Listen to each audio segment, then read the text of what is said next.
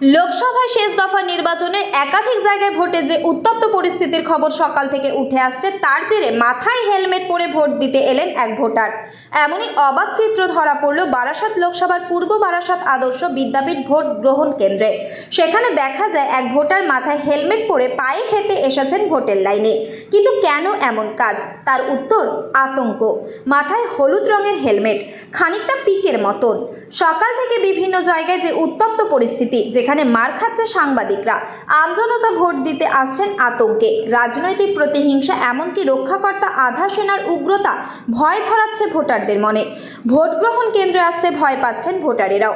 Vote উৎসবের নামে যে সন্ত্রাসের বাতাবরণ তৈরি হয়েছে, তা থেকে বাঁচতেই মাথায় হেলমেট পরে ভোট দিতে এলেন বারাসাত লোকসভার বাসিন্দা সৌর মণ্ডল।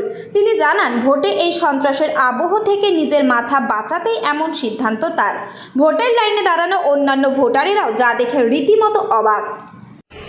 সকাল সকাল দেখলাম সাংবাদিকদের মারছে জওয়ানরা, তো ভোট কেন্দ্রে মার খাচ্ছে সাংবাদিক। সাধারণ মানুষ তো মার খাচ্ছেই গোটা বাংলা জুড়ে, গোটা ভারত জুড়ে। তো সেই কারণে নিজের প্রোটেকশনের জন্য আমি হেলমেট পরে এসেছি, যাতে গা হাত পায়ে লাগলে তো ঠিক আছে, ব্যথা কমে যাবে, মাথায় লাগলে তো মরে যাব।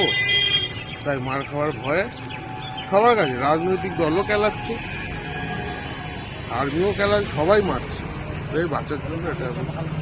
উত্তর 24 পরগনা থেকে রুদ্র নারায়ণ রায়, লোকাল 18 বাংলা।